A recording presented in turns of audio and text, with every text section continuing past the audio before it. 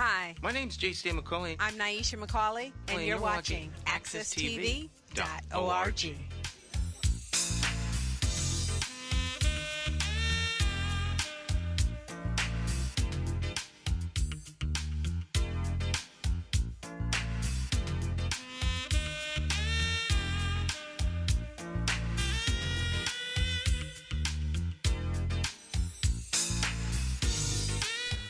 Okay, my friends, once again, it is indeed time to get our talk on. It's Morning Talk with me, your host, J. Stan McCauley, along with the champions of talk. It's Wednesday. It's the Wednesday show. Dr. Maya Bowen is out of sight, out of Wi-Fi reach, but always ever present. No need for Wi-Fi for the one and only Luis Delgado. Dr. Delgado. Good morning, Stan, and good morning to all our listeners and our viewers. Let's have an incredible day today. Let's make the most out of our day. And, just live your best life and take care of your health, my family. So, yes, good morning to all. Talk champion in the house, Dr. Luis Delgado. You had a good weekend? Stan, incredible weekend. I got some time, I spent some time with my grandkids. I went out to Colts Park and listened to some great music out there. The brothers and the sisters always get together out there and play live music, so it was very nice. It brought me back to my high school and those years when we used to spend a lot of time down there playing ball and stuff, seeing some people I hadn't seen in a long time, and it's always good. It was always a good time. So, Cole Park. Now, when you live music like this is like real from the community live music. This is not like imported. No. These are just community musicians that get together, and sometimes they have some special guests that come by. Sometimes some pros will show up and just jam with them, and that I think that's pretty common with musicians, Stan. I remember going to the 880 back on Maple, old school. Yeah, and they have a band, and then some stellar would show up, man, and it was always incredible when that happened. Yeah, Hartford was like a hotbed of jazz. It still to some degree is. I mean, you got the the Paul Brown Jazz Series is still going on. It's just like 36 years, 37 years. And it's incredible. I was just at a jazz concert where you filmed some stuff, but I went there Saturday and Sunday, man, and it was just incredible for our city to host something like that. So a shout out to all the organizers and all the people involved. They did an incredible job. They had vendors, man, that lined the street, and it was just, for me, it was very nice to see our people out there enjoying themselves and showing their wares, the crafts, and the all the things that were on sale. They were all beautiful, man. It was nice to see our people out there doing so well, as quietly as it is kept. The Greater Hartford Festival Jazz really is a Hartford. It's really Hartford centric. I mean, it's like a big family reunion. It is. It's a man. lot of Yes. Hartford in there. Yeah, a lot of Hartford people from a lot of Hartford. Many generations, Stan. Yeah. Many absolutely. generations. I've seen some grandparents, parents, and their kids, and the great grandkids out there. So it is a very nice time, and it's also it's got quite a reputation for being, one of the nicest events in the New England, as far as jazz activities go. Because, like you said, it has sustainability. It's been going for 36 years. Great time. Now, the thing that happens during the weekend,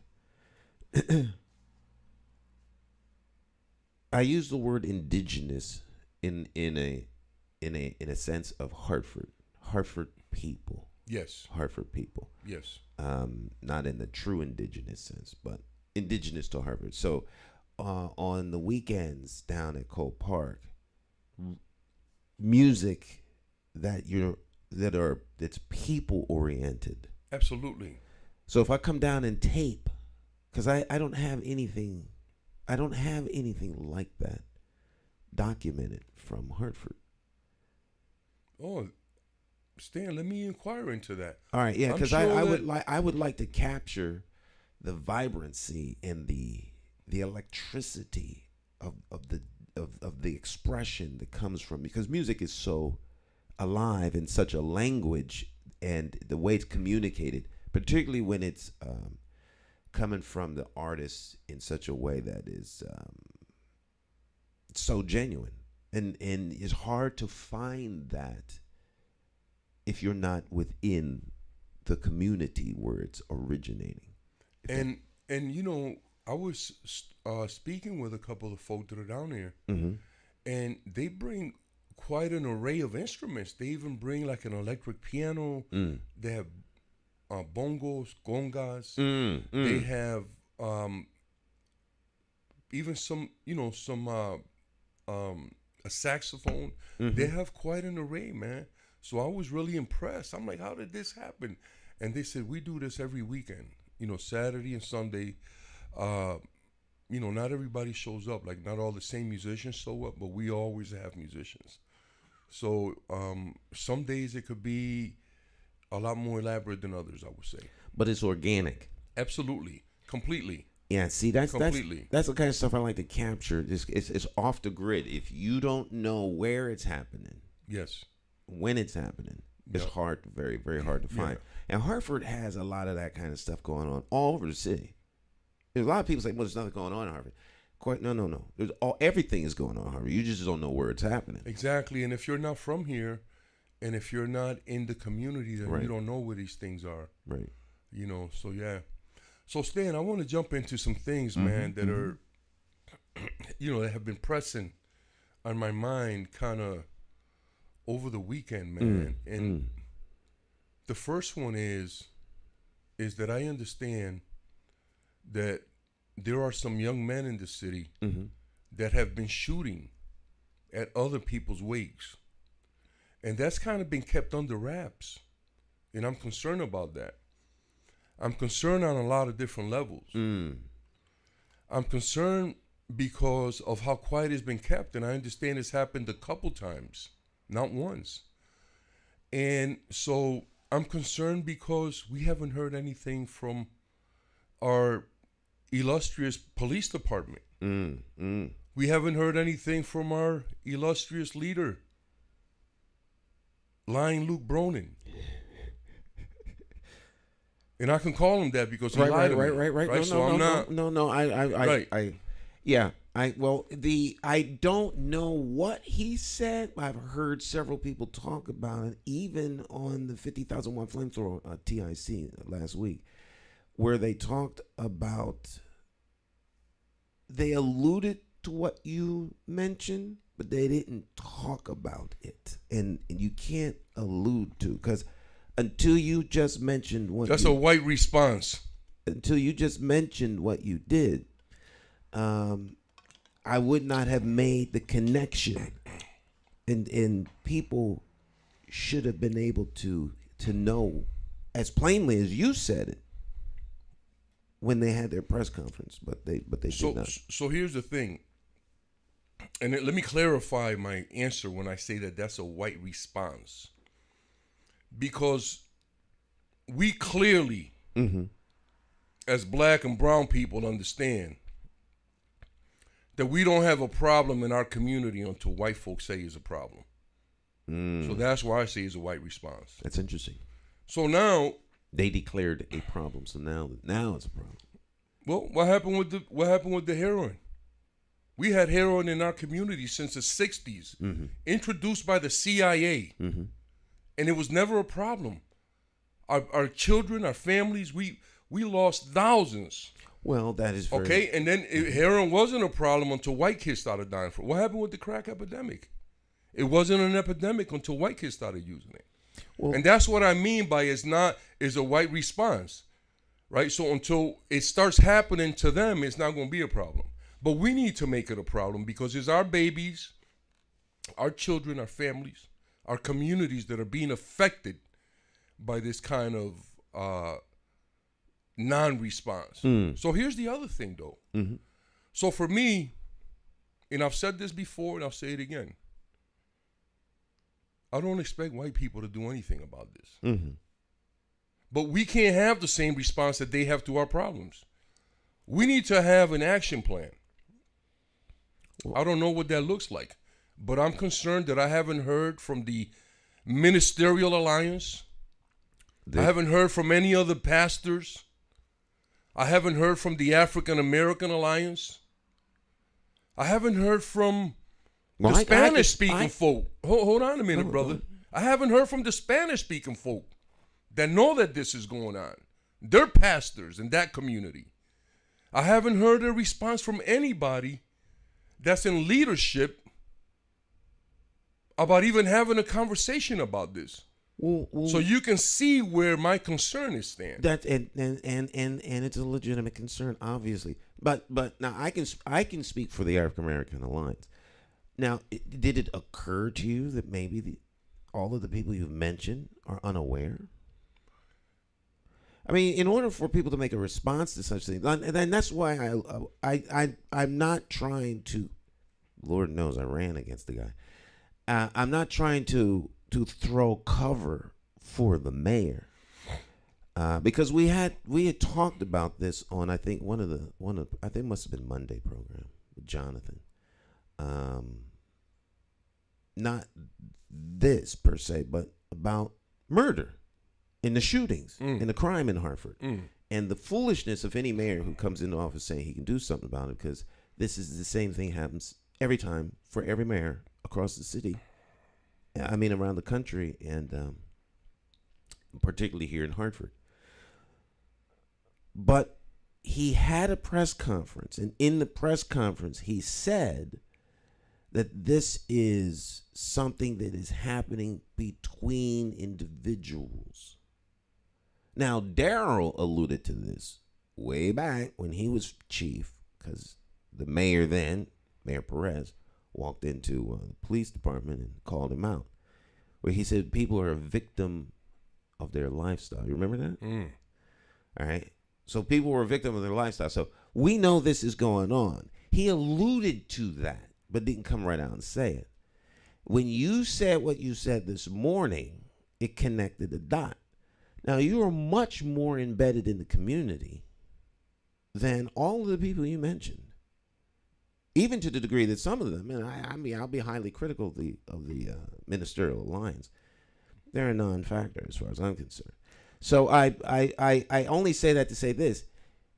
You may think that they should know, and they should probably. But what they should know and what they do know are two different things.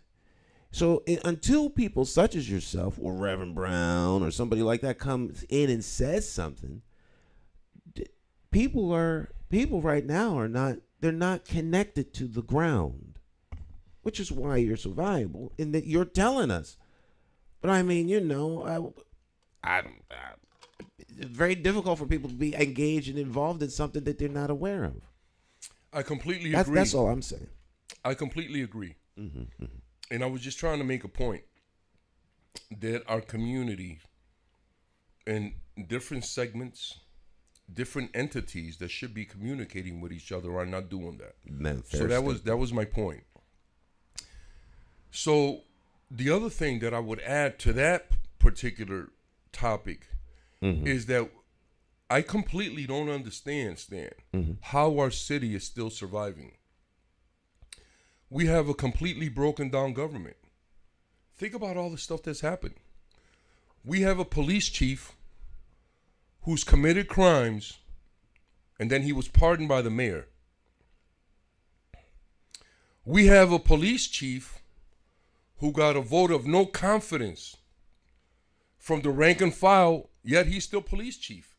In any other city, the mayor would have asked him to resign or would have fired him, but not here. So it begs the question about what are they hiding? So now we have a police union who turned down a very, very handsome union contract in today's paper, and it made me feel when I read that article, brother, that we are being held hostage, man, by these unions. I want the men and women to be compensated fairly. Right. But in terms of what the city can afford and sustain, because we can't have all the police and the fire and the other unions get all the money for this generation, and then the following generations get nothing. You know what I'm saying? We have to think about tomorrow. And guess what, Stan? Mm-hmm. Some people don't even know that after tomorrow there's another day that comes. So, we have to think. And we cannot allow any kind of union, whether it's the teachers union, the police union, or all of them together, hold our cities hostage. Because the bottom line is this, brother, in terms of this topic. I guarantee you that 80% of the members of all those unions don't live in Hartford. But they eating high off the horse off of Hartford. So they have to work with us. Mm-hmm. You know what I'm saying? So I'm concerned. So what I would ask our viewers and our listeners today to do is we had an election yesterday, and we have some more elections coming up. I keep saying it every week. We are in the age of the Great Awakening. We don't have to move in ignorance anymore. We have to stop electing people, no matter what their race, their color, their nationality, their sex, their gender, that are completely incompetent and have no interest in our community, our families, and our children. And that's what I would submit to this conversation. Well, you must have read the article this morning about the police contract. Yes, I did. Okay, so that's well, that was Monday night. Now, the African American Alliance has a committee. It's called the Accountability Now Committee. They spoke up about the contract at the council meeting in the public portion. And they have been working with members of council to try to move forward a means by which the contract comes into the public space where there is light shone on the process. They don't want that. And not only the process, but also on as much as can be done given the constraints of negotiations with unions, as make it as public as it can be. So this has been going on for some time in terms of what the African American Alliance has been trying to do, in terms of trying to put some light behind that and throw it out there in the public sphere. Absolutely. Because all of the contracts are done in secret. They're all done behind closed doors because of the way union contracts are. But it doesn't need to be done that way. Right. And we have to ask that they be done because those are public servants. Spending public dollars. And they have to be reminded of that. Right. Because they forget. So we have to do a better job as a community of holding not just the police department accountable, but these officials that kind of co-sign all that nonsense. Well, so the police department is not sacrosanct, and they don't operate in a vacuum. They work for us. Well, brother, I beg your pardon. as do the elected officials that represent us and negotiate on our behalf. Sometimes I think that they're negotiating on behalf of the members of the police force instead of the constituents. Well, brother, and you stated it correctly, but I think that what you meant to say, and forgive me if I'm correcting you incorrectly, right? But I think what you meant to say is that that's how it's supposed to work. But the police department does operate in a vacuum. And the elected officials do what they want. Well, that's right. That ultimately, we just want to be clear about that, Stan. That's our fault if that's the case. Well, that's what's happening. So the other thing, that's been pressing on my mind is the superintendent of Hartford Public Schools. All right. And I said it before, I was her biggest supporter. And now I am her biggest detractor. It's time for Leslie to go, and I hope that she does it with honor and with dignity and integrity and just bows out gracefully and let another person that the community once again picks for superintendent. Did you hear what I just said, Mayor Bronin and Leslie? Bow out gracefully, and Mayor Bronin, we have a candidate. The community has a candidate. And it's time for Leslie to go. Those are pretty strong words. Because I mean, you were like one of her you were her biggest champion. I was. But you know, Stan, everybody runs their course. That and is just true. like that politicians is true. need term limits, brother. Mm-hmm. Okay, we need to have limits on people. She did a great job while she was here, but now she's starting to fall off. She's making the same mistakes that a lot of other people made. We have incredible talent in Hartford, sister. And you have 4 gone. Okay? You forgot about our people. And you're bringing people in from out of town that don't know our community, don't know our people. They're not attached. And they come in and they operate in a vacuum. You understand? So we have incredible talent in Hartford. And if you and the mayor and any other head of any other agency can't see that, then you can't be the head of an agency in Hartford anymore, Stan. It's just that simple. It's not hard. Mm-hmm.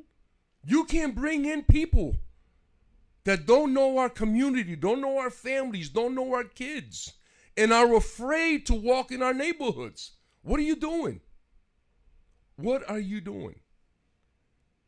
Right? So it's time for Leslie to go. But I would like for her to do it in a dignified manner. Say, you know, I was here, I gave you my best, and I took it as far as I could take it. Mm-hmm. Time to hand with off the what baton. I have. Pass and the now baton. I'm going, pass the baton, sister. Do it like a queen. You know what I'm saying? Do it like a queen. You know? Pass the baton. But pass the baton to the community. Don't be foolish like these other ones. I'm an elder. I'm giving you advice. I gave it to Luca. He didn't take it. You see where he's at. Right? So take my advice. Pass the baton to the community. You know, because we have someone that we would like to give a shot. Just like we gave you a shot, sister. We gave you a shot at the title. Now it's somebody else's shot.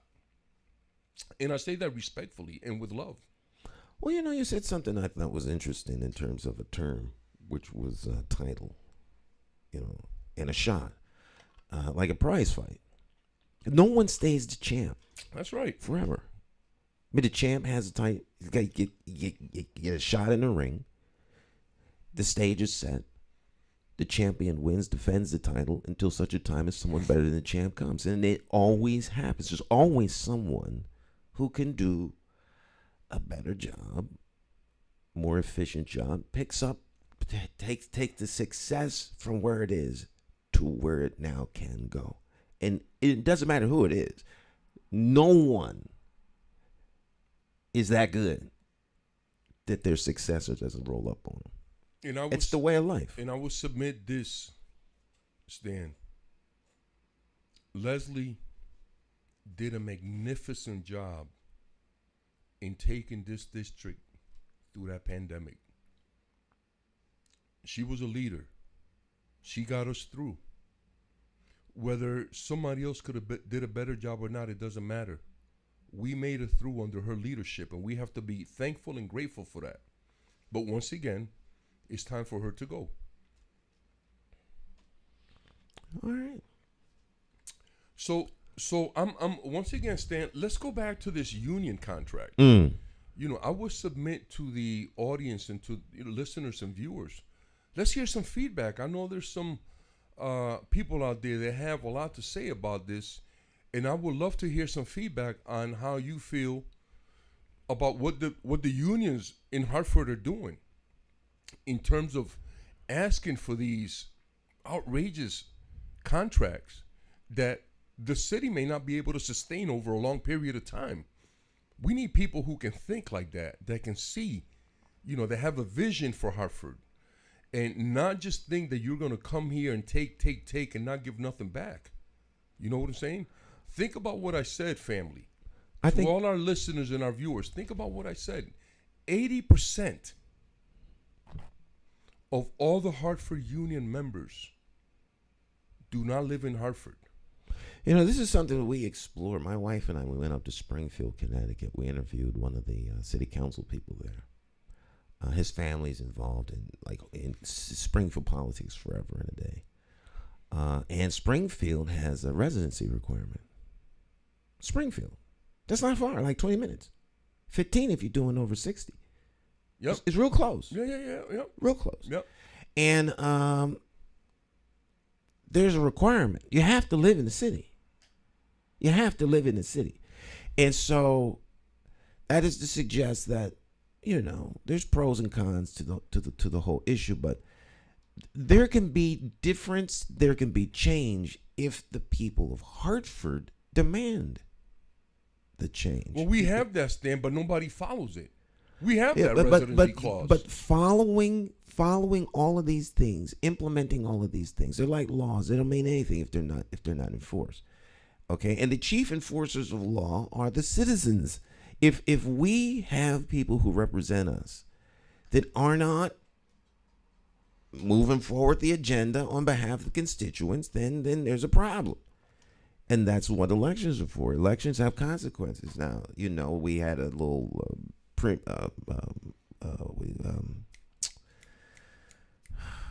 primary election yesterday. But the big one's coming up in November. 90 days from now, there'll be another election where you will be able to elect, your senators, your congress people, stuff like that. But the one that matters most, because all politics is local, is the one coming up next November, where you will vote for your city council people, your mayor, and all those things. And now's the time to get involved in that process. Now's the time, not 90 days from November next year. Right. Now. Because as soon as November this year ends, it would be like cats fighting over it's gonna get ugly. The long knives will come out the day after the election. Everyone's gonna start making announcements. People will be running one another into the ground. This, that, and the third. People are gonna fight to the death to win an opportunity to represent you. See, that's why I look at it, because I believe that the number one person involved in the whole political process is the constituent. The individual. The constituent. That's the only title that matters. None of the other ones matter because they all work for the constituent. And as you say, I think it's always imperative that elected officials are always and constantly reminded who they work for. Because it seems to me that on many occasions, they take leave and drink the poison water and believe that somehow we're their subjects. Well, now that's the norm now, Stan. That's what I said earlier. That's the norm. The way it's supposed to work is the way you said it. The police and elected officials and bureaucrats, for that matter, they work for us. All of them. Right? They're supposed to. But the way it is now, I went to City Hall to get, a document, and the people there acted like they was mad that I was there. Really. Black and brown folk acting like they mad that we there to get stuff. So, and there's no accountability because their supervisors can't hold these people accountable because the mayor is the leader. The mayor's considered like a criminal, right? And the police chief. So they, how can the police chief ask his men to follow the law when he doesn't? You know what I mean? So we have a crisis. Our city, our government is completely collapsed. I'm thankful for this. These two council people that are asking for accountability and have this process be wide open, for the community. It should be done on Access TV. So citizens that want to listen in can listen. You know what I'm saying? Yes. Those deliberations, because we want to know what these people are saying about us, you know, how they view us. And in these kind of meetings, all that stuff comes out. You know, all of that should be public, Stan. All of that should be public. I agree. Caller, you're on the air. Good morning, Stan and Luis. Actually, Luis, me and you have never met before, but I do the co-host segment on Mondays, Jonathan Small. So it would be nice at one point for me to at some point meet you. Yes, sir, brother. Good morning. Good morning. Yes. You said, well, you made some strong statements this morning. I just want to follow up on. You mentioned something about people being shot at wakes, and then you made some strong statements that you don't hear anything from different organizations, elected officials. You even called out the African American Alliance. If that's the case, that people are being shot at wakes, what are you expecting to come out of just people talking about some of these issues like that? And An action plan. An action plan.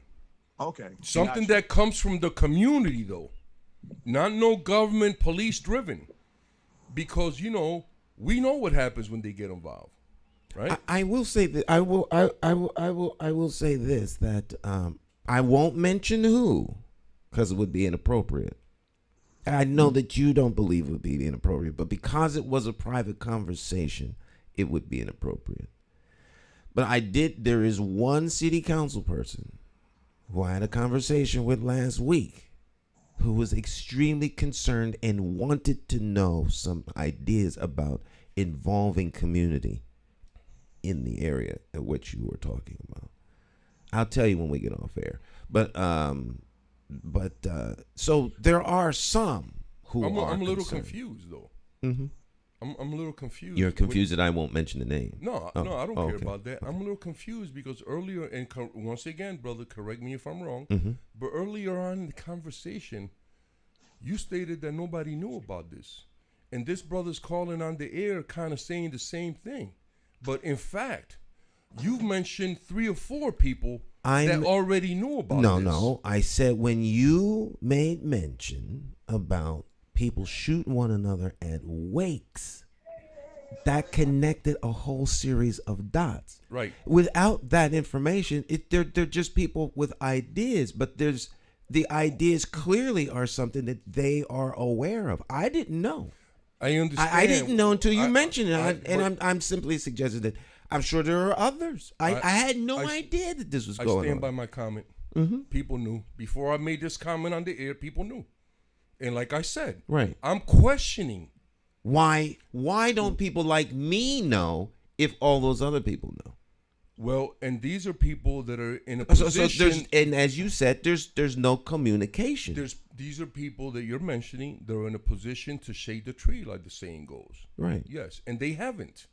That's a problem. That's a problem. That's more than a problem. That's a huge problem. It should be a huge concern for every citizen of our community. Mm-hmm. Well, that's why you're here, Lou. So we can know. Caller, are you still there? Yes, I am. And let me just follow up on something, and then I'll ask you, Stan, a question. The fact that people don't know is a big problem because there was 2 homicides that took place this year. I knew the 2 people, and I knew by knowing the family members and knowing Reverend Henry Brown, I was able to get information that people who don't know the family members and don't know Reverend Henry Brown don't have access to. So not knowing things sometimes, don't look at it as the worst case scenario. When you put the information out to people and it's not reaching people, then that's the real problem, in my opinion. You're putting out information now. And if nothing comes out of it, if the African American Alliance or other organizations now that know about it decide that they're not going to do anything beyond just listening to what you're saying, then that becomes a real critical problem. But just because somebody don't know about something for whatever particular reason is not always the worst case scenario. Communication does need to be better forwarded out to people than the way it exists today. But obviously, that's another scenario. The other side, Stan, I made a couple of comments that I feel, and I did apologize. I put something on Facebook last week, inbox messaging, that if Senator Eric Coleman decides to run for mayor of Hartford, would he have a big impact on decreasing homicides and decreasing crimes in the city of Hartford? And you felt personally off of the air, it wouldn't be any difference between other previous mayors, nor Senator or former Senator Eric Coleman. And I felt bad about putting that type of information on Facebook, and I did apologize to the people that I sent that message to, and I also sent it to Senator Eric Coleman. But sometimes a constructive challenge is not the worst case scenario. If I want to run for mayor of Hartford, and someone comes to me and saying, can you decrease homicides? Can you decrease crime? Can you improve public safety? Maybe I shouldn't put that type of questions over, Facebook. But is that really the worst challenging question to ask a candidate that's running for mayor, putting him on the spot? What can he really be able to do to have an impact on decreasing crime and homicides? And my question would still be to you, Luis, and to you, Stan, again. If Senator Eric Coleman decides to run for mayor of Hartford next year, do you think, and he hasn't outlined his platform, hasn't even confirmed that he's going to run for mayor, but just your instinct, do you think he would have a big impact and some type of influence on decreasing homicides and decreasing crime in the city of Hartford? Well, you and I have had this conversation for 20 years. I've run for mayor several times in Hartford, didn't win any time. My response remains the same. I think it's a very legitimate question. I think it's a question that absolutely should be asked. I think that anyone running for mayor needs to be asked the question. It's not so much the question, it's the answer to the question.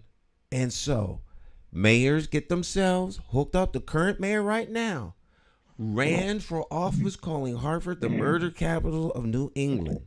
He ran for office on that.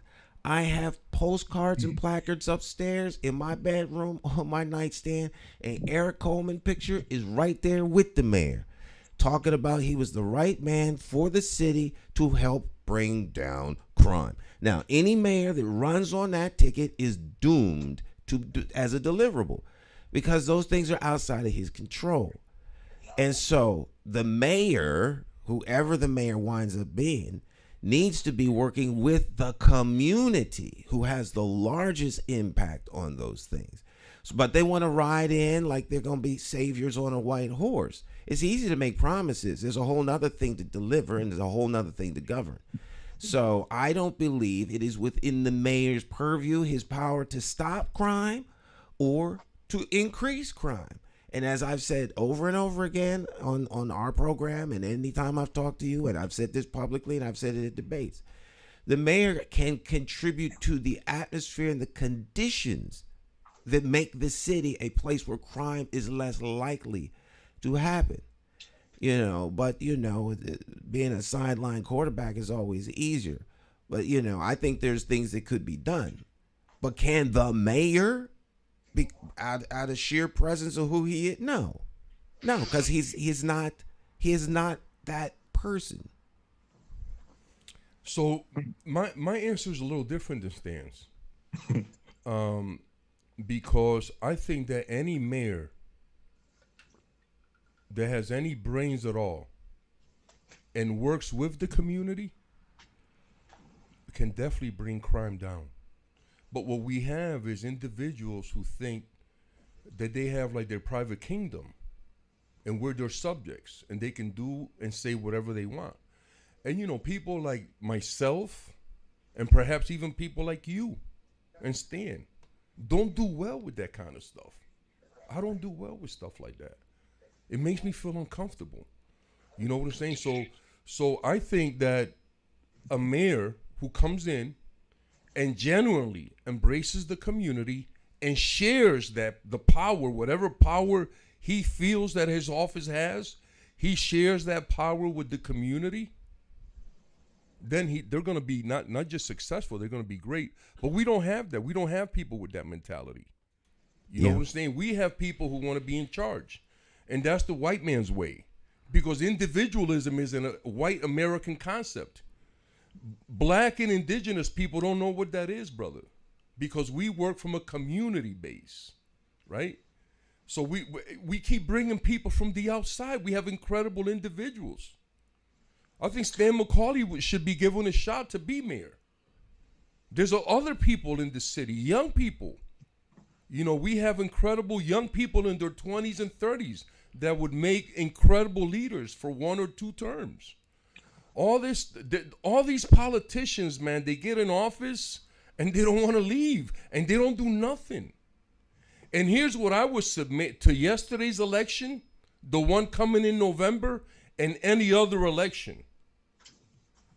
We keep looking for the answers to our problems from the same people who created the problems.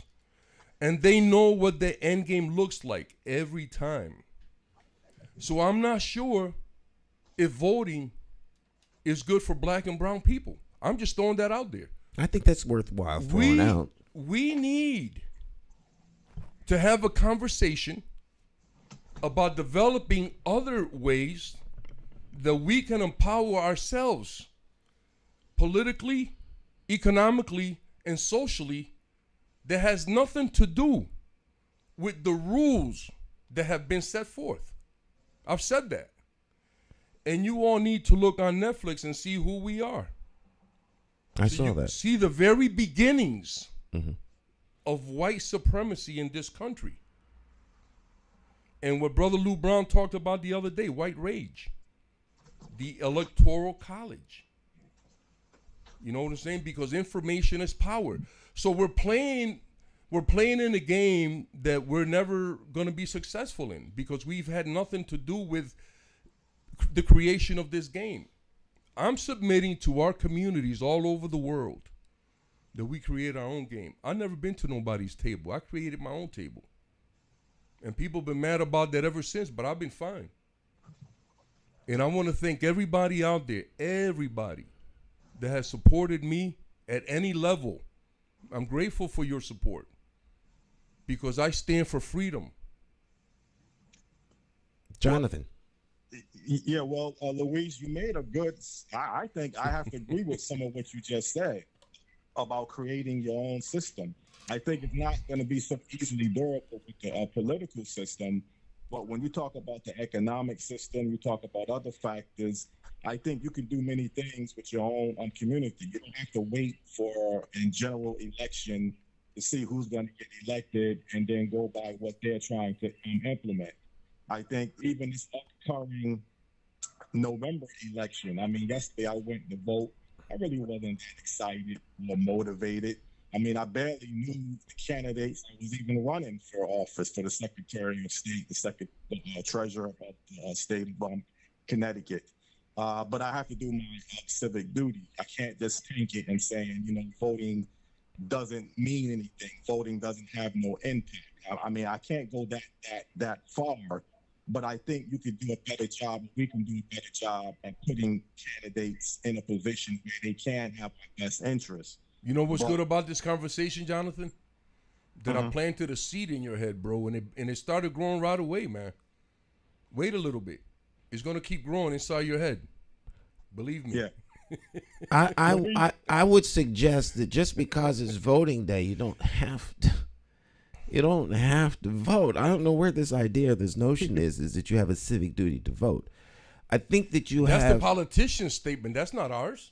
Well, be that as it may, I think that, voting is how the political system in this country works. I think if you're talking about a national level, a national thing, who are we? Much of that was on a national Well, I have to disagree with level. that, Stan. I have to disagree with that. Because Well, I believe that all politics is local. We have the capacity to control the local political game. I would change the wording. To what? I would say that all change is local. All change. And now you taking That's fine. But all brother, change is local, but all politics is local. You're taking a lot of players out of the game with that. With you're what? Putting it right back in the community. When you say all change is local, you take the political element out of it. You can't take the political. I purposely use politics because we're not talking about change. We're talking about the political apparatus that runs and makes decisions in the city. You were aptly stated, and you aptly stated, and were correct when you said that we're not in control of the city. Our city council is in control of the city. We were run by a municipal oversight board. Right now, Luke is. The city council is nothing. Luke, bless his heart, as much as he would like to pretend he's in control, he's not. Well, he has a public council stand. No. He is the mayor. He's not the mayor of, as Eugenio Caro told me, he's not the mayor of a small town in South America. He's the mayor here. He didn't say this of Luke.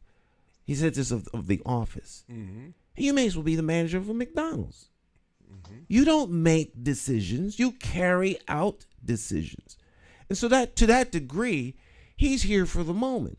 But he's not sitting up in his little tower over there on Elm Street making, sweeping changes and decisions. Like, he's just not. Okay, so, and no other mayor is. And whoever runs for mayor needs to, I've told everybody that's talked to me about running for mayor. I'm going to ask them this question. I'm going to ask them publicly in a setting of a forum. How will you, as the mayor of the city of Hartford, represent the interests of the people while your office demands that you represent the interests of the powers that be that run the system? I need an answer to that question. I think it's a legitimate question. And I think that the person that winds up being mayor has to be honest about that. Because if you don't start from that place of honesty, then we're not talking about real change. We're talking about superficial change in who's driving the bus. But the bus goes to the same place, the same time, every day, drops you off and picks you up at the same place. It's not an Uber. You get on, you sit down in the front of the bus or the back of the bus. But at the end of the day, you're a customer and you're paying them your money. All right? And you don't get to decide where you want to go. We want Uber drivers, not bus drivers. All right. So if you want to control your local government, then you have to elect people who are going to be responsive to you, that have an understanding of how the system works. Because if the money comes from the state to the city and it comes from the feds to the state, you can step out if you want until you decide you want to build a school on a little piece of land over there next to the Y. And then what happened? Right? Money grabbing begins. Right. Now they crush you. So you can only do but so much. So here, for the listeners and for the viewers, this is what I would submit to this conversation. I'm asking for change. Stan is looking for answers from the same people who created the problem. No. I'm not expecting answers from them. As long as we go back and have that conversation about politics, that's what it is. We don't have to talk about that, Stan. That's the conversation that they want us to keep having, because it leads to the same thing. It's like definition of madness. They don't want us having the conversation about They want us politics. to have a particular conversation. Absolutely. No. Yes. No, they want us to have a conversation that goes nowhere. The conversation I am evoking, the questions I am asking, are about how you take control of the apparatus and run it. That is not a conversation that they want you to have. They don't want you to be engaged in the political process. They love for you to sit around and talk about change. I've got hundreds of hours of conversations about change from the community, and they're still having those conversations. May I submit? Go on. So what I'm saying to you, and I don't know if I'm making myself clear, because I have a hard time, putting these things together in my head, because a lot of times it's just a sentiment that something is wrong, something is not right, and I'm trying to figure it out, right? So what I'm saying to you is, Stan, that They want us to have the conversation that you're talking about because they're familiar with that mechanism. What I'm saying is, if we step away from that conversation and begin a whole new one that has nothing to do with this, then they can impose or control the narrative of this conversation. That's all I'm saying. We have to stop looking anytime that we use those terms, especially political, right? Then we're having a conversation that they want us to have. How can you bring about the type of change you talked about when we first came on the air? And when we're talking about voting, that is the political process. Now, if there's a different way that we could register our desire for individuals in those positions to do our jobs, to do the jobs that we want them to do. If we talk about change, so once we figure out what the change is going to be, how do you implement that change politically? If we're talking about changing, it's not a circular conversation. You can't talk about changing the type of cars we drive and then we never actually go and change the car. We talk about transportation. So we use our feet, we use bicycles, but we're not talking about changing transportation. We're talking about changing the car. So the car ultimately has to be what is changed. The political machinery of representation by 9 people on council is not a difficult thing to take control of. We've replaced the last people on council every election cycle. So let me but they don't seem to be getting better, do they? No, because it's the same thing, Stan. No, because it's we're not electing. No, we are not electing our representatives. We vote for the people that they give us. The change has to be in who runs. Well, listen for a minute, brother. Think about change without any political influence. I know you don't know what that looks like. I do know what that looks like. If we don't talk about political. We've never done it. So nobody can know what it looked like. Right? But what I'm saying is the biggest changes in our community haven't been at the voting box. You know what I'm saying? And we have exercised our power. And I'll give you examples. I want to hear an example because you started the program. The first example is we force Luke to get rid of Narvez. They can spin it any way they want. She got another job, blah, blah, blah. We forced Luke to replace Narvez, the community. And you don't consider that a political change. And then, hold on. And then that was a community change. And I'll tell you why. Hold on. There was nothing happened at the voting booth, brother. That's what I'm saying. The voting booth isn't the only place. That's the least place where political change happens. Political change is not voting. Political change is to move the direction of the body politic in a particular way. You wanted a change in a position that requires the political apparatus to make a decision. Their decision was influenced by the community. The community is the ultimate body politic because they are the constituents. They're the only real power within the political system. If the constituents don't exercise their power, nothing changes. That happens at the community level. But ultimately, the change you made was a political change. They were made by people elected or appointed to office, and those are political decisions. The mayor made a decision based on the will of his constituency because the constituency got their act together and demanded change. That's politics.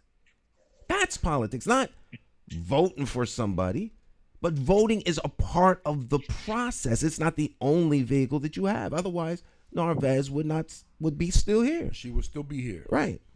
Well, once again, we cannot continue. I think being involved in the voting process or the political process, like some people call it, is counterproductive for black and brown folk.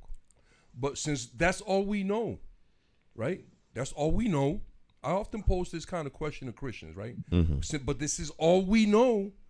Anything else that's introduced is going to make you feel uncomfortable. I often say to Christians, what if you found out today that God was not real? They can't imagine that. They cannot imagine that, Stan. Sure, you understand? They can imagine that. Yeah, I speak to you as a Christian. Yes. Yes, brother, yes. Yeah, I just want to say one thing. One thing I have to disagree with you, Luis, about, but I respect everything that you have said, and I agree with many things that you have said. Thank you. And I know, Stan, you don't like to look at other parts of the country. You always want to focus here in Hartford. But the political system has made a difference in other parts of the country. If you look at what the Cubans have done in Miami and South Florida, they've been able to tap into the political system and translate that into some areas of economic empowerment. You look at the black people, even in Atlanta, they've been able to utilize in the past the political system with Hartsfield-Jackson International Airport, with the former mayor, Maynard. what's his name? Maynard. Maynard, yes, Maynard. They've been able to translate that airport project through a political empowerment that translated into economic empowerment. So I won't go along to say that the political structure or the political system can't work for people or it can't work for your community. It's just up until this point, for whatever particular reason, it hasn't really worked here in Hartford. You know, I can't figure that part out totally. And if you feel that, this is what I really want to find out, Luis. If you feel Mayor Lew Brown is not the right mayor because he's a white person or he's an outsider, does that mean that there is no white person, in your opinion, that can be beneficial to the black and brown people in Hartford? Because George Killerman, I think, Stan, you was even in favor of him when he was running for mayor, had his hands on many different solutions I thought and you thought would have been real effective for the city of Hartford. So to say, if you're saying Luke Bronin or Mayor Bronin is not the right person because he's an outsider, he's not connected to the city, and he happens to be white, maybe that might be part of the big problem. But if you're saying, and I'm going to find this out, if you're saying you don't think a white person could be effective at helping black and brown people in the city of Hartford if they become mayor and as a chief executive officer, because this person doesn't know our culture, he doesn't know our history, he's not really connected with us growing up, and he doesn't know much about our people, our traits and all that. I don't know if I agree with that 100%, but I just want to find out why you feel that way, and if that's why you feel about Mayor Lew Brown, because he's a white person and he's an outsider, that he can never really be beneficial for the black and brown people in Hartford. Thank you. Well, okay. Well, first of all, thank you. Those are beautiful questions, and I'd like to respond to that. Brother, first of all, using Cubans as an example is, to me, is a terrible example because I'll tell you a story. When Teddy Roosevelt went to Cuba, he went to Cuba to make it part of the United States because he thought it was a white country. And when we found out Cuba was black, they quickly eliminated that plan. But Cuba was run by a small minority of whites. And in this country, in the United States, most Cubans are white. They identify with white supremacy. They support people like Trump and things like that. And so I don't think that was a good example. Now, in terms of Luke Bronin, I don't think any white person that comes from out of town, hasn't lived in the community, has no roots in the community, doesn't know the community's problems or issues at any level, politically, socially, or economically, doesn't speak the language that the community speaks, because, every community has a certain language that they speak. And he is not connected at all, or anyone in his staff, right?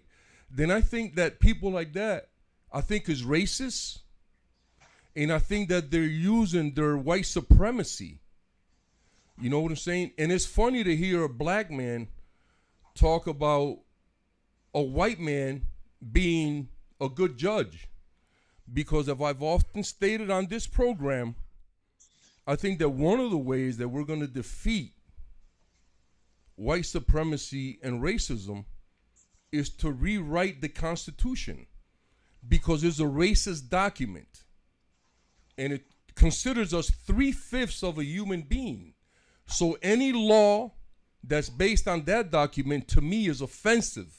And I don't respect it. I have to follow it because I don't want to go to jail, right? But I have no respect for the Constitution of the United States or any law that's based on that, for the reasons that I stated before. So any representative of the court, whether they be black, indigenous, or white, is reinforcing, to me, white supremacy and racism because of that 3/5 statement. So that would be my response to you, brother. Well. Again, I mean, Louis, I agree with some of the things that you said. I mean, it sounds like to me that you stated that you feel that Mayor Brown is a racist. You know, I don't want to put the words in your mouth. Yeah, I did say that. You did say that. Would you want me? I would. Let me say it, so we're clear about it. Lew Brown, in my opinion, based on his actions, in his comments in this city, is a racist. Yes, absolutely. I stand by those comments, and he's a liar, because he lied to me. You know, in my face, in front of back then Representative Angel Arce. And I think there was somebody else there, maybe Ed Vargas or someone. But yeah, he's a liar, and he's lied all the time. You know. Well, people say a lot of politicians lie. I don't know Mayor Brown enough to call him a racist. I don't want to believe that, because that's a strong allegation that you make against someone. And if you feel you got proof and you got belief that Mayor Lew Brown is a racist, that's your belief. I mean, again, I don't know him enough. Well, you stated something earlier, brother, that was interesting. You stated all the reasons why I would dislike him. He doesn't know our community. He's not. You said all these things, and those are all reasons for you to understand why I feel like he's a racist. Yeah, but when you say a racist, it's like saying, okay, Mayor Brown doesn't like black people, or he doesn't like brown people. He got something. He doesn't have our best interests in mind, brother. Is that really politically, or is that just a human? I mean, when you say he doesn't have our best interest, would you say that could be like a political reason, or just he just doesn't care about black? Well, people? for me, it's, you know, I don't understand when people say that, because when an individual doesn't have my best interest in mind, then he doesn't have my family's best interest in mind. So not only is it political, but it's also personal. You understand? Right. He's bringing in people from the outside to do the job that our people from, like I said earlier, we have an extremely talented pool of individuals in Hartford. And I don't see them in spaces that they should be in. I see people from the outside. City Hall is full of white people. We don't have that many white people in Hartford for them to have all them jobs. I'm asking for jobs for our people. The same thing with the schools. Okay. You know, we have a lady over here on Broad and Vernon, the principal of the high school over there. I've had dealings with that woman, and she's been extremely disrespectful and racist. And she has power over our families and our kids. And so we have to start looking at things from our perspective, brother, not from what people tell us to look at. I don't have anything personal against anyone. You understand? But I do believe that we have a capable pool here. And for any white person to think that they can come from out of town and rule over us is extremely racist. Okay, but again, if you have a white person like Judge Killiman, who's from the city of Hartford, and he has our best interest, would you still feel he wouldn't be the right person because he's a white person? Or just absolutely. Yes, absolutely. Because we have a capable pool. This city, brother, is 90% people of color. You can go by the statistics that City Hall gives you, or you can walk around the city and determine the amount of black and brown folk in this city. You know what I'm saying? And that alone, based on our history, brother, the plantation mentality, okay? It is, and check this out. Check this out.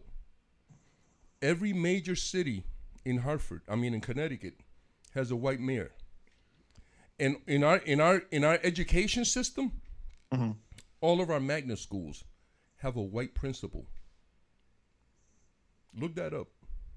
But Luis, you can't look past the person's skin color for the best interest of the people, or you just think it's just not that there's no way that a white person. It's not about being no way, brother. You're taking this. You're processing this incorrectly. It's about giving our people. We have people in Hartford, brother, who qualify for these jobs. Why are white people from out of town getting those positions? You know what a principal's job does for an individual, or even a teacher's job or a para? It changes your life completely, because now you have a steady income. Now you have health insurance. Now you have, you know what I'm saying? It changes your life. And so all these principals live out of town. So I read a funny story yesterday, so we can understand a little better. This guy gave a prostitute $100, and she turned around. This guy came to town to buy something expensive, so he gave a prostitute $100. She paid the guy at the hotel, who went to pay the baker who made his things, who went to pay somebody else, and then the money came back to the original person, and the guy didn't find what he wanted, and he took his money back. But everybody in the community touched that money. You understand? So when these principals and these other bureaucrats and city employees that don't live in Hartford, when they take all these resources, because money is just a resource, that's all it is, too. When they take this resource and they use it somewhere else, then our city declines. So on a lot of different levels, brother, I'm talking about, it's not that I don't like white people. My wife is half Ukrainian. You understand? My brothers, my half brothers, are half Sicilian. You understand? So I have white blood. You know what I'm saying? It's not that. We have to learn. We can't act like white people and act like we don't know what equity is. And when our people are not employed and they are qualified in our city, then we lose out on so many levels, man. Imagine our little black and brown kids, man, never seen a black principal or a brown principal.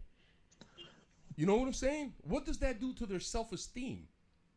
So on a lot of different levels, brother, on a lot of different, and it's about empowering ourselves in our community.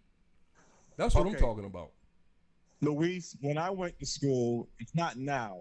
I saw a black principal. I saw black teachers. I saw black principals and black teachers in the 80s when I'm graduating from high school. So if things have changed so dramatically today that we don't have any black principals, we don't have any black superintendents, we don't have any black teachers, we don't have people in certain positions in the city of Hartford that can run administrations that's black and brown. I can't disagree with the statistical data because I don't have all of the facts in front of me. Would it make a difference? Of course it would make a difference when you see people that look like you that you can identify with, and it would have an impact. Would a residency requirement stand that you was mentioning earlier, would that play a role, having more black people hired in the city or brown people hired in the city? Yes, I think in some areas it clearly would be.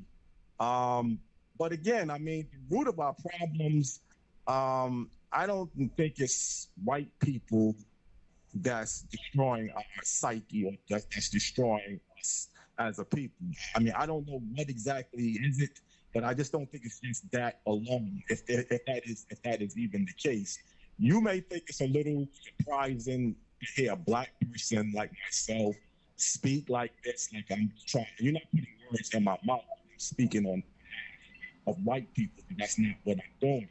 But I'm just trying to get some understanding and talking to you where you're coming from, and then you can find out where I am coming from. And the only thing, Stan, you've been kind of silent on some of these issues that Luis and I have been discussing. And I don't want to put you on the spot, with your network and everything. But it would be interesting to find out, do you think the race and do you think a white person can't come into the city as mayor and chief executive officer and really make a difference and be for the behalf of the people? Again, I don't want to put you in the corner and say, is Mayor Brown racist and saying what Luis just said? Because that's a strong statement, calling the mayor of the city of Hartford or calling anybody a racist. But if you feel you got your facts in order and you can back that statement up, Luis, then I can't say your facts is not coming across. I don't know all of your facts by making that statement. But just want to hear what you have to say, Stan, and I think I'll run. I'm going to listen to your program. Thank you. Well, before Stan comes on, brother, I just want you to know that I respect your viewpoint. Mm-hmm. It's like you said, I may not agree with some or many of the things that you said, but in any event, I do feel like you have a right to express that, and I welcome that, so thank you. Okay. Well, to your question about I'm on record as calling him a colonizer. I think he's colonizing the city, and he's not alone. I think there's an effort underway to colonize urban America, and I think that he's part of that effort. Can somebody with white skin provide leadership? Absolutely. Just like black folk can provide leadership, or somebody from Native American or Asian, or people that speak Spanish or speak Lithuanian. It doesn't. Human beings are human beings. And so I'm not one that necessarily buys into the false construct of things being all things race. You have a tendency to find what you look for, good or bad in all people. I think that people have different points of view. I think that people have different interests. I would find it shocking for someone in a city like Hartford, with the political dynamics that we have here in this city, where we actually had the 2-2-2 rule, 2 Spanish speaking, 2 white and 2 black on city council in the Democratic Party. Another white construct. But these are all constructs, and they're constructs to maintain power for the power elite. Politics is about power and the exercise thereof. And the people who are in power will do whatever they can to keep it. And the ones that don't have any power will do most things that they can to attain it. And so it's just people being people. All right. And I think it's naive at best, foolish at worst, to think that somebody who is white is going to get elected and then do everything for everybody except white people. When Spanish people had an opportunity to be in office, City Hall started speaking Spanish. When black folks was in office, City Hall turned chocolate brown. I mean, this is what happens in a political struggle. And Hartford is no different than any other city in America, in that there will always be a fight for political dominance and political power, and it's very difficult to arrest or take that power from a group who has a marked advantage and many years at the helm, which would be white folks. So what you have is a power issue more than you have a race issue. Race works very well to maintain it, and we are witting participants in the process. If I tell you to stay home and wear a mask, otherwise you'll die, and you do so, even if wearing a mask or not is not an issue, you're helping me keep you under control. Whatever mechanism it takes to keep the people under control is usually what they do when they are in power. So I see it more as a power struggle than anything else. I believe that in the system, the way it is set up now, barring some sort of outside change is going to come from I don't know how many decades of sitting around talking. The system that is in place right now presents opportunities for anybody that sees fit to organize, galvanize people together, and then exercise your rights and ability to express the changes that you want, and you will see them manifest. It's happened time and time and time and time again. Now, people could call it whatever they want. They want change. They get together with groups of people. They go down, and they use the very system that supposedly can't work to bring about the change they want. The system is the system. The system doesn't care what color you are. It doesn't care. It's just a system. Your car is a system. It's a mechanical machine. It's a mechanical system. It doesn't care what color the driver is. You get in it, you turn the key. If it runs and you can get it in motion, it'll go in whatever direction you point it. It's indifferent to who the drivers are. It's just a system. And I think sometimes people believe that their moral center of whatever it is that they're positioning themselves in is so great that their contribution to a particular system will somehow change it for the good of all. You know, black people ruled the planet for a long time. They're not ruling it right now. The pendulum swings, it comes back, it comes forth. The oppressed become the oppressors, and the oppressors become the oppressed. It is the cycle of things.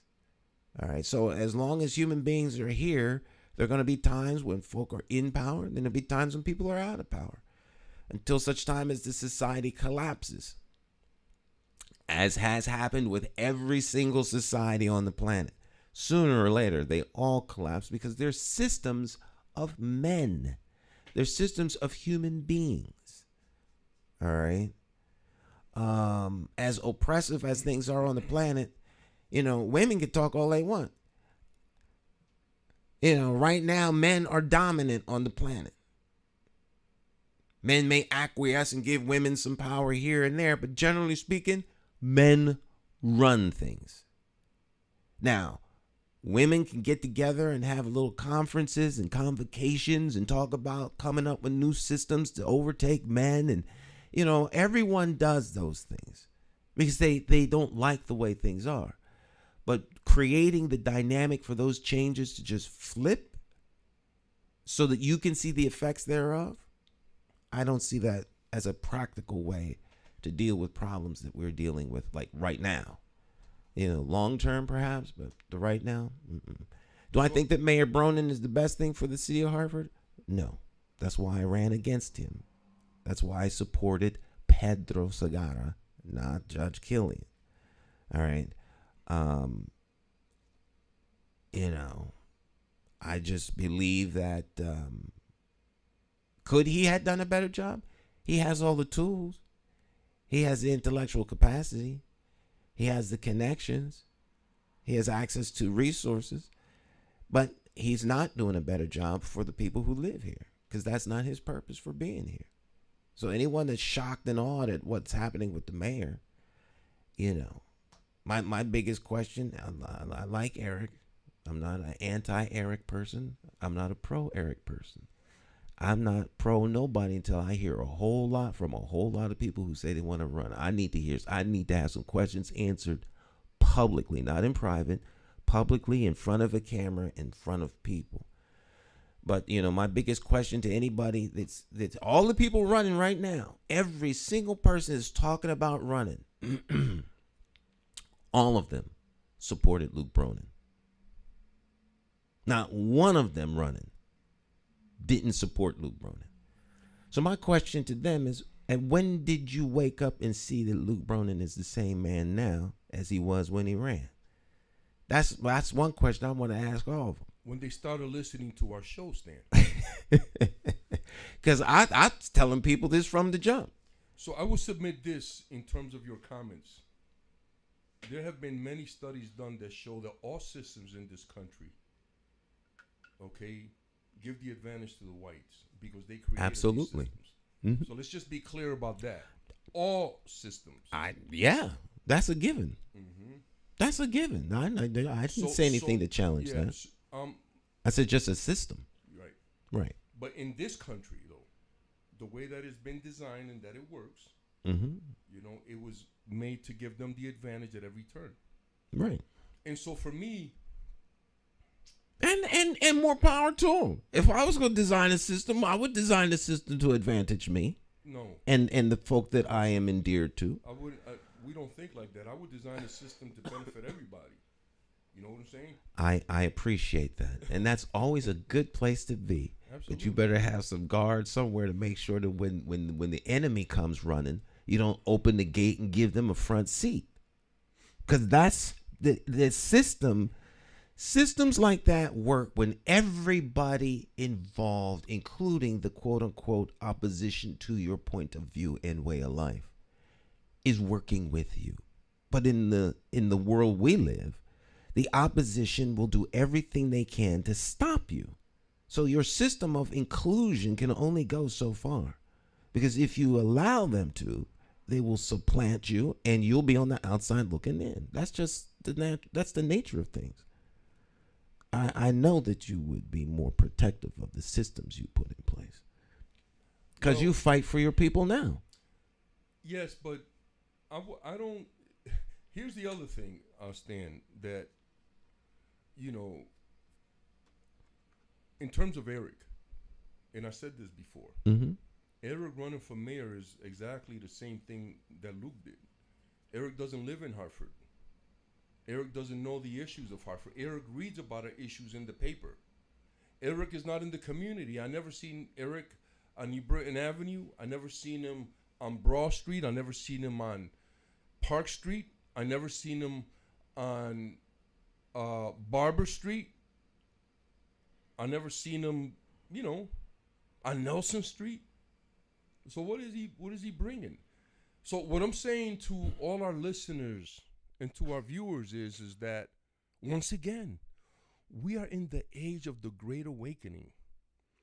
Please make sure that if you do vote, when you cast your vote, you're casting a vote for folks who have the community's interest in mind, not their political party.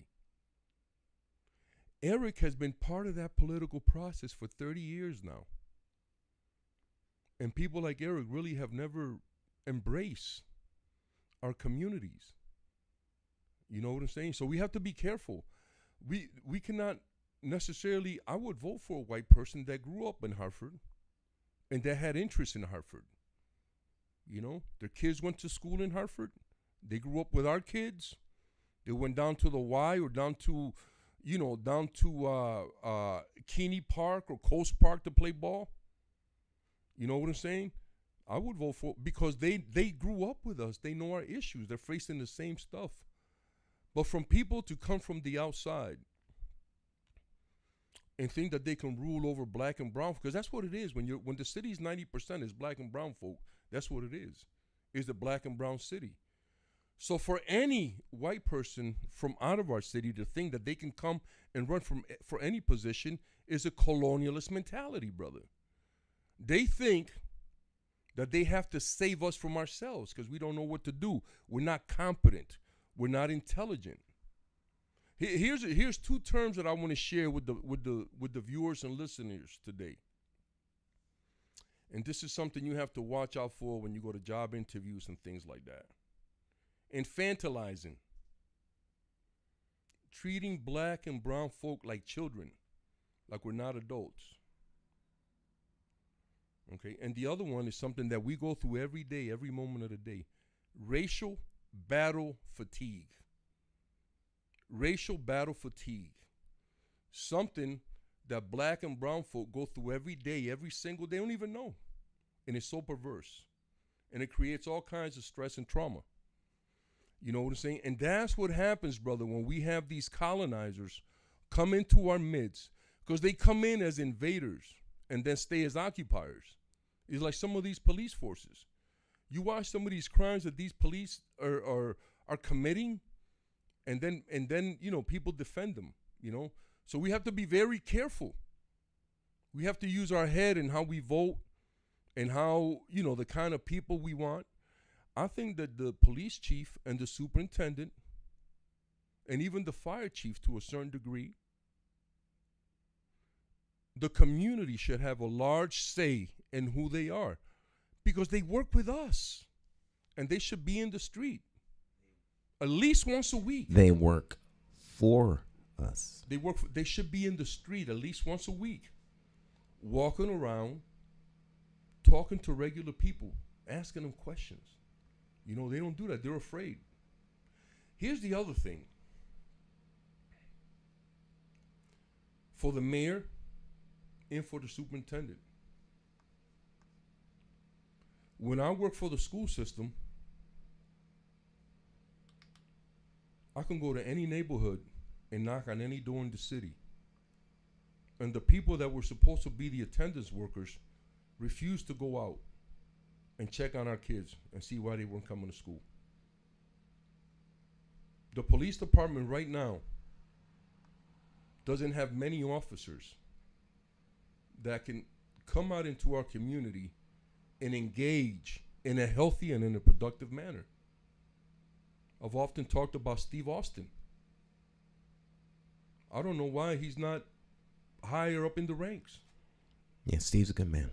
He's a brother that can quell a lot of stuff in the North End with his presence. And he doesn't need the whole police force. He can go down there with one or two officers and put an end to whatever's going on just by talking to people. Because people respect him. And he's one of the few officers that I can say trust, that people in the community trust. What is Jason Thody doing with Steve Austin? How is he using him? Is he using Steve to the best of his abilities? Is he using Steve's skill set at a maximum? And other officers that have that kind of connection with the citizens. So, you know, it all goes back to the same thing. We have to be careful about who we elect. And like I said, these positions, the community should have a say in who it is. If you're educating my child, I should know who you are. And you should be comfortable in having a conversation with me. And even coming to my house. So we have, our city on a lot of levels, and Stan is absolutely correct when he says this all the time, and I completely agree. You know, the citizens are supposed to be in charge, but we gave that authority and that responsibility to these politicians and these bureaucrats, and that's why we are where we are. All right. Take a short break. We'll be right back. Morning Talk on the phone joining us this morning. We had Jonathan Small. We're not done. We got plenty of. We still got more talk left. It's Morning Talk. Don't go anywhere. We will be right back.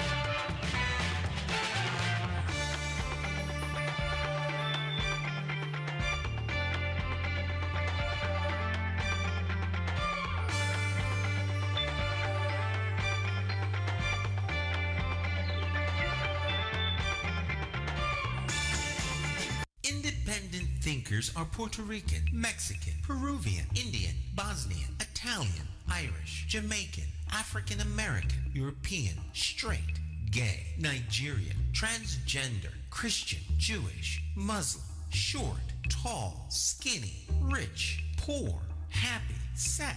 Some of us hold a PhD and others a GED. And though we may be Democrats, Republicans, or members of the Working Families Party, we all have escaped the plantation of party politics and become independent thinkers because we as individuals are more than a party. You see, independent thinkers come from all walks of life. And the one thing we all have in common is that we love, live, laugh, and learn in the city of Hartford. We are the constituents and the government of Hartford belongs to us. My name is J. Stan McCauley. I'm an independent thinker, and I approve this message because it's time to stop towing the party line and vote for a candidate you can trust. You too can escape the plantation of party politics if you have the courage to free your political mind.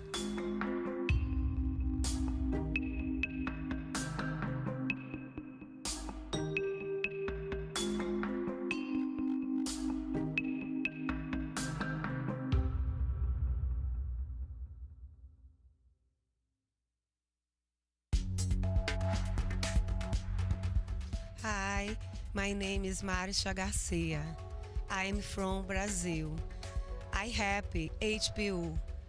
I help families de Universidade de Harvard Community. Estou muito feliz em participar. É muito importante o engajamento deles padres e madres nas escolas de Hartford com seus ninhos, my children. I love helping family e HPU. Thank you. Gracias. Obrigado.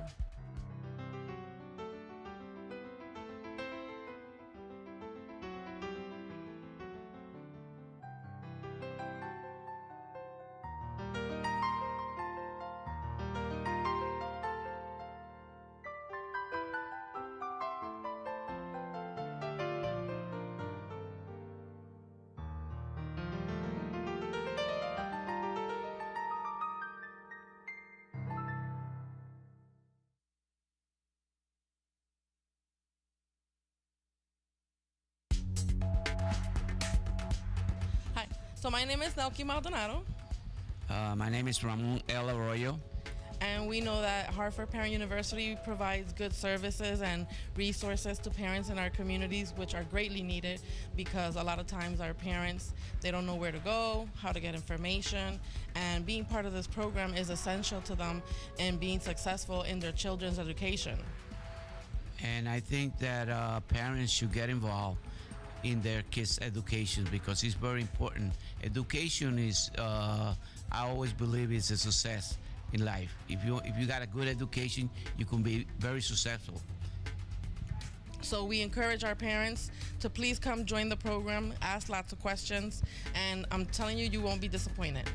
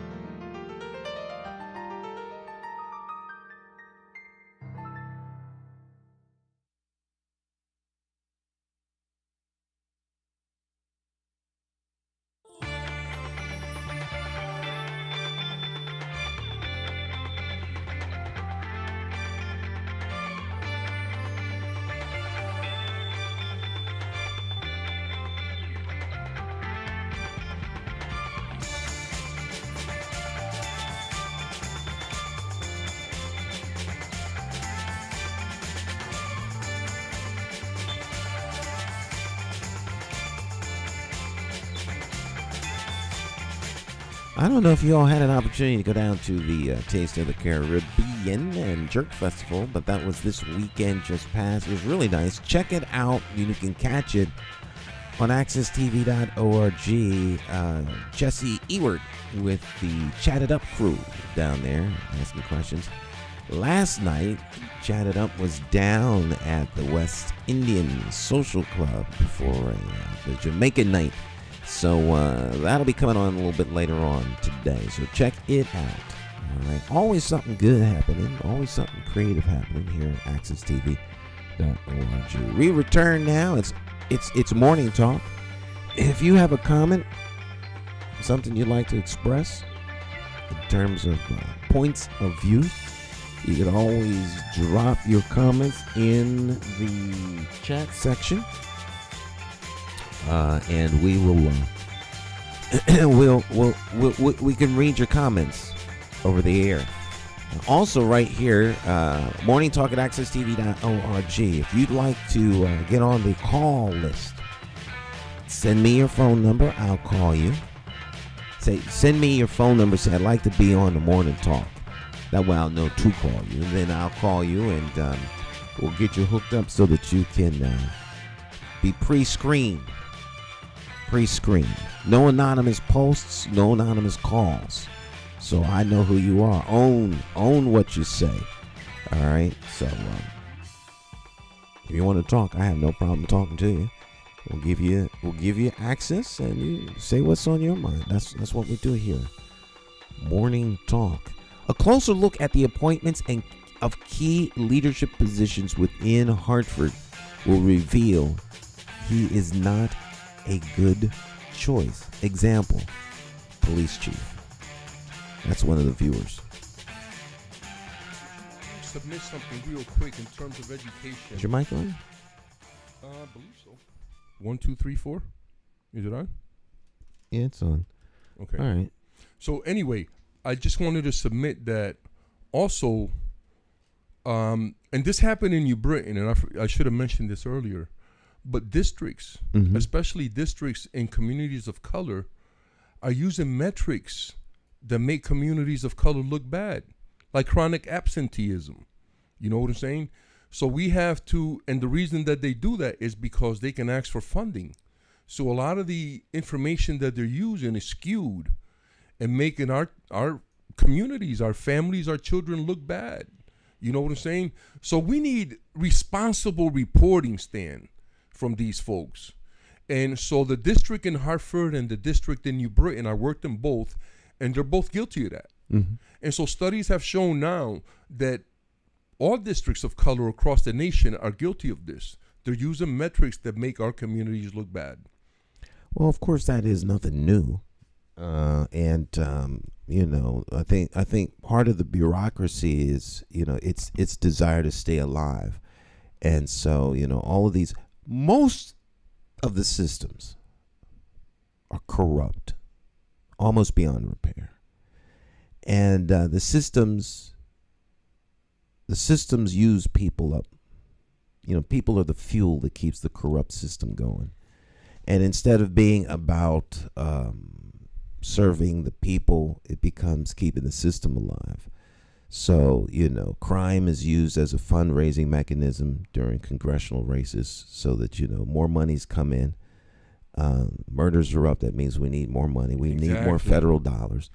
And, you know, education numbers aren't where they should be. So next thing you know, you have you got monies coming in to help fight absenteeism, to help fight dyslexia, whatever it is that you can get money for. They find a way to get the monies to come in. And, you know, you throw some cheese to a little community group, you know, 300,000 here, 600,000 there. And, you know, 13 million over in this little department, 14 million over there. I'm making up the million numbers. But they're up there. Of course. So if the police department gets money, it's hard to just funnel that money to them to fight crime, but not give it to some community groups. Then once the community groups take the money, they're compromised. They're compromised because they now are on the dole, and they're on the payroll. They're on the payroll, and they need the money to stay alive. They need survive. They need the money to survive. They have, and so so that's a trick.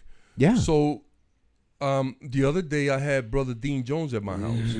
How's he Dean is doing great. He just resigned from I was going to say Compass. he's liberated, wasn't he? Yeah, he was liberated from Compass. But he's doing really good. Self-liberated. Self-liberated, Right. absolutely. And so he's doing really good. But I said to them, I said, Dean, one time I was invited over this guy's house. He wanted me to work with him, and he had another dude with him. And I said, brother, I'm going to decline your offer to work with you because I'm uncomfortable with working with community organizations now because they have a habit of parading our children in front of funders like slaves. And I said, I'm very uncomfortable with that. I said, Dean, I want you to think, and this is when I talk about creating our own language and creating our own systems. I said, Dean, I want you to think about this. I want you to put together a proposal, but it's going to be different. Mm-hmm. You're going to ask funders, why should you take their money? You're not going to ask them for money. You're going to ask them why. But in your proposal, you're going to say that they cannot be associated with any racist organizations or politicians. They had to have made some contribution to advance, our community at some level. So now you're going to put them on their heels to make sure that they qualify to work in our community with our families and our children. We're not just going to take money from anybody, Stan. We got to draw the line somewhere, and we got to have some type of expectation for ourselves. Well, I think that's very important, and I think that's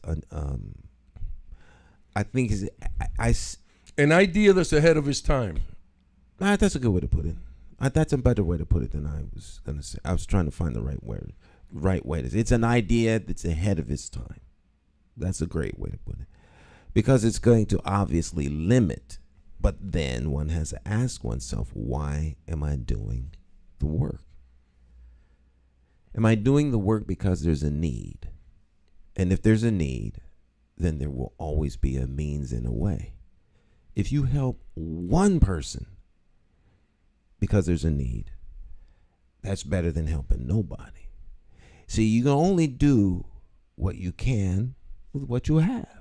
Yes. So if it's the need is driven, then it's because of the kids, or because of the person that has this hungry, or the person that needs a new house, whatever it is. You do what you can. When it goes beyond the need and becomes just a revenue stream, that's when folks start getting into trouble. So if you do 2 or 3 people, then the 3 or 4 people believe in what it is you're doing, they'll contribute to it, and before long, you'll have all the resources that you need to do the job at hand. Exactly. You don't never want to be in a position where they got you. Because once they have you, if your budget is $50,000 a year, that's an unreasonable budget, I understand that, but for the sake of the discussion. If you have a $50,000 a year budget, you know how much they're going to give you? 30. Even if they want to keep you going and support you, they give you 30. Then you have to beg, because of course you got to keep your doors open and parade you and your children in front of the funders, and like it's a slave auction. Right. And then they'll come across with, we like what you're doing, we support you in the past, we're going to support you now. I scrape together like 10 grand. So that should hold you over for a little while, right? Mm-hmm. Now, and of course they know that you need the 50. It's insulting. Right. And they'll milk you out until finally the last day for you to be able to make payroll has come and passed. And then miraculously, they got the rest of the money that you need. You're going to make it to the end of the year. And we're going to do all we can to make sure you get this kind of funding next year. And it starts all over again. You need some chucking and jiving. And it starts all over again. You need some dancing. You need all of that, Stan. And I refuse. Mm-hmm. I refuse to allow my son get you a straw hat to participate in any nonsense like that. You know what I'm saying? It's crazy. And so at so many levels, man, like I was saying earlier, at so many levels, I want to represent my community, my families, and our children in a way that there's equity and there is done in an organic way, like we do. Mm-hmm. You know what I'm saying? So we have to be very careful, once again, family, about watch your vote. If you do vote, be careful who you vote for. So I don't think that's our way out. Personally, I don't think that's our way out. I think that by creating groups that force politicians to move in the direction that we want them to is the way to go. And we've seen that happen. Like I said earlier, the biggest change has not been at the voting booth. Mm-hmm. We forced Luke to take, he wanted Tim Sullivan. We forced him to take Leslie. It was a political statement. At that time, she was the best. Yeah. But now she's run a course. We've done other things. Yeah. But way back when they built the amphitheater, I got together with the Solidos, the Latin Kings, 20 Love, Dana Wright. These people built the amphitheater from workers from out of Connecticut, and they wanted to bring in people to run the facility from people from that didn't live in Hartford. And we got together, all the gangs got together, and Dana and I talked to them about how we can fight that. And we forced the builders, the state, and the city to do more than to comply. By the time we finished with them, it was 80% people of color and 80% citizens of Hartford that were going to work in the amphitheater. So we've done things here. You know what I'm saying? We had the governor. We refused to take his call. The commissioner of the state police.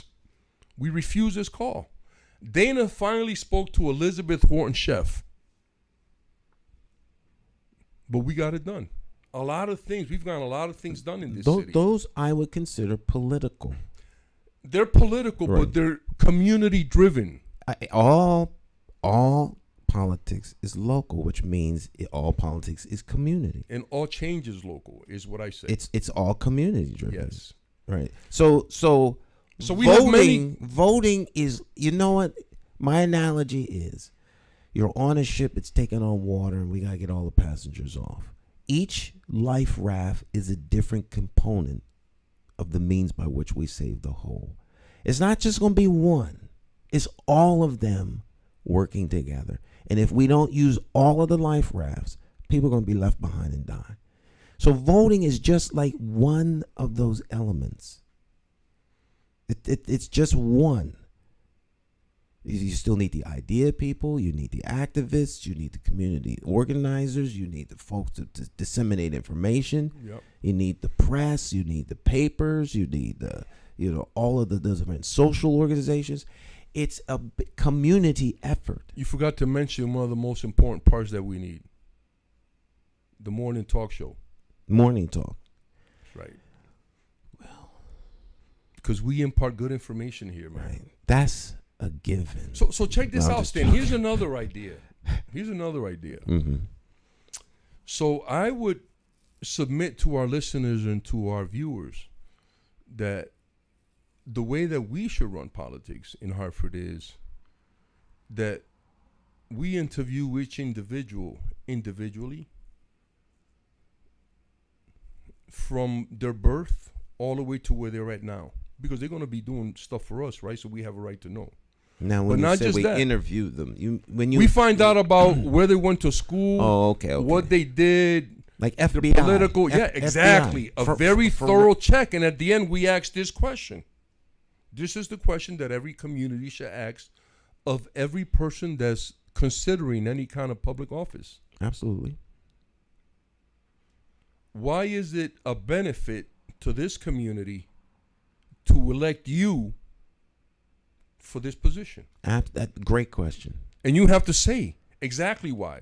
Because we're going to question, like Eric, well, why did, like you said earlier, that was an incredible question, Stan. That was a very profound question. What makes Luke different today than when you supported him? What's the difference? That's a great question. Right, but Because it was a political move on his part. And see, here's the thing. When Eric made that move to support Luke, he has to be able to account to the community. How did that help the community? Obviously, it helped you. There's no question about that. Helping Luke, supporting Luke helped you, Eric, because you helped the party. You were loyal to the party. has that loyalty waned? Once again, it doesn't matter if it waned. For now, I just want to know how you supporting Luke at that time, because we already clearly and obviously stated that it helped him, right? I want to know how Eric Coleman's support of Luke Bronin helped the Hartford community. That's a fair question. Of course it is. Every single question.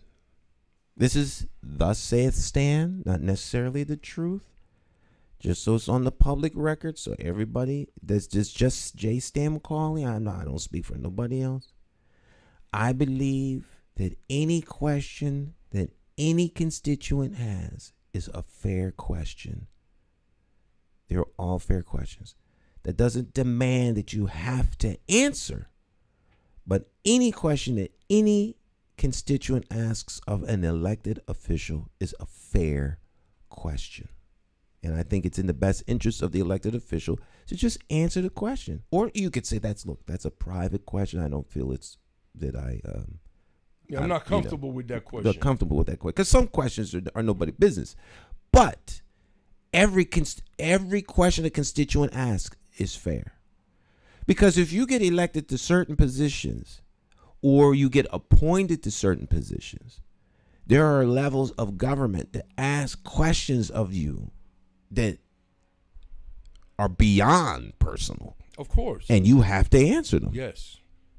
You can't get certain clearances. You can't go into certain places. Mm-hmm. And that's the government. So we, as constituents, I think, because you are volunteering for this job. You're volunteering to represent us. And no one's making you run. Mm. You volunteer to represent us. Mm-hmm. Then when they get in there, they want to act like somehow because we ask a question, we done lost our mind. Right. That's I take great umbrage at that. Well, Stan, I think that, once again, we are in the age of the Great Awakening. We don't have to move in ignorance anymore. Every step that we take forward should be done in intelligence. And when you vote, make sure that you vote for individuals that are running for office that have the community's best interest in mind, not their parties. And if we do that, I think we can use the voting process in a safe way. But right now, I submit to all our listeners and viewers that the political process is not the right way for black and brown folk. The way that it's designed now, we have to design something else. Need some and change. I'm open to any suggestions, comments, recommendations. Whether you agree with me or not, we welcome all, because that's how we grow. Family, I want to give a huge shout out to a brother, Brian Evans from the Peace Builders. He lost his son. Brian, my condolences to you and your family, brother. You are a cacique in our community. You've done great work, and we're very proud of you, and we support you, and we stand by you. Peace, King. And to the rest of our family, let's have a great rest of the week. Let's keep building, let's keep growing, and let's keep moving forward in intelligence. Thank you so much. All right, my friends, that's it. Our time together has come to an end. Same thing happens every time we're on the air. You all stick and stay. We'll be back tomorrow to do it all once again. And of course, we're here every morning, 8 o'clock. Tune in, check it out. Something's here. All right, so until next time, thank you, sir. Good to see you, brother. Yes, sir, all the time, man. And incredible show today, Stan. Thank you, man. We'll be back, friend. Yeah. We'll be back. Ciao, ciao.